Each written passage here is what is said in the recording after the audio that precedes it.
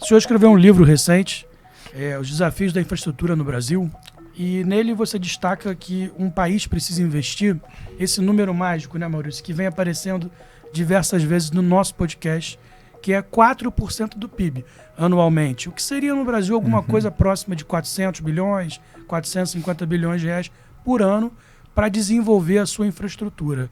O senhor pode me explicar um pouco o que é esse número mágico que muitos economistas falam e qual é a importância dele para o desenvolvimento de uma infraestrutura?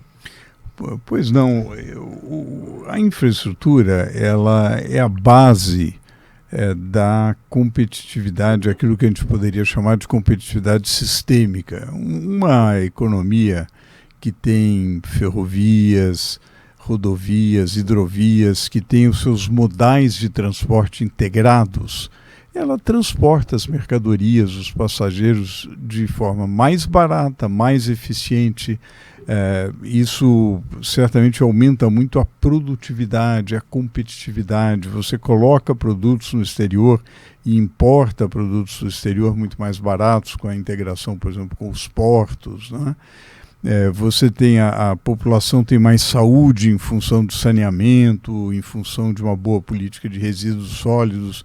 Enfim, a infraestrutura ela afeta diretamente a produtividade. E uma coisa que é comprovada na teoria econômica é que a produtividade está na base do crescimento. Quer dizer, realmente para uma economia crescer de forma sustentada, ela precisa ter um aumento da produtividade. É o fermento da farinha do bolo. Com certeza, com certeza. Então, o segredo do investimento da infraestrutura é esse. Como a gente chega no 4%? Uma maneira empírica de fazê-lo é com os dados, por exemplo, da Associação Brasileira de Infraestrutura, que produz séries muito bem feitas acerca do hiato de investimento. Então, para cada segmento, a ABDIB faz o cálculo de quanto falta para você poder ter uma base adequada que possa ser reproduzida. Quando eu digo reproduzida, é que possa compensar a depreciação dos ativos e acrescentar ativos para acompanhar o crescimento populacional e o crescimento da economia. Sim. Ao fazer esse cálculo, se chega a algo em torno de 4%. Você precisaria um investimento como percentual do PIB em torno de 4%. Países como a China, que são países muito focados na infraestrutura, dá uma inveja danada na China, como eles fazem rapidamente uma rodovia, uma ponte, etc., etc., você tem um investimento de mais de 8% na infraestrutura. Mas um investimento de 4% seria uma meta ambiciosa, porém realista, e felizmente há um apetite hoje do setor privado para encarar essa meta e cumpri-la.